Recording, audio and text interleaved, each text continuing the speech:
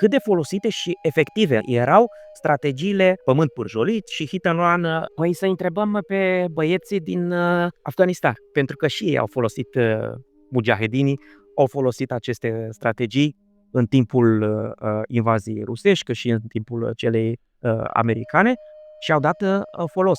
În momentul în care resursele nu-ți permit să te întâlnești față în față în câmp deschis, pentru că nu ai destui soldați, pentru că soldații tăi nu au destulă experiență militară, pentru că nu sunt destul de bine echipați sau pentru că au un mental prost, adică din cauza evenimentelor premergătoare nu erau prea încurajați să dea război. Deci din toate aceste motive, conducătorul lor, liderul lor, recurge la strategii de tip hit and run și aceste strategii, deși par la prima vedere strategia lașului, să știți că sunt foarte, foarte efective și o vedem sau am văzut în ultimii 20 de ani în Irak. Tactica pământului pârjolit e de multe ori un mit în istoriografia românească, însă a fost folosit, dar nu atât de des pe cât au invocat istoricii români.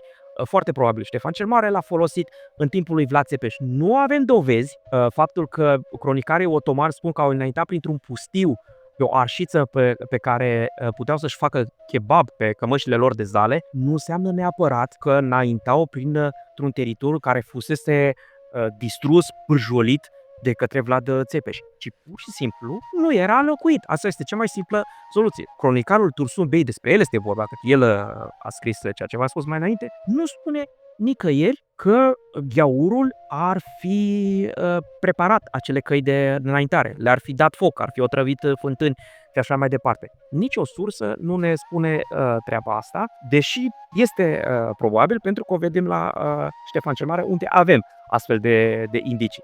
Ce ne spun cronicarii bizantini și cronicarii otomani este că Țepeș și boierii lui și-au luat femeile, copiii, avutul și au fugit în munții Brașovului, ca să fim mai specific, așa cum ne spune cronicarul bizantin Alcohondiles.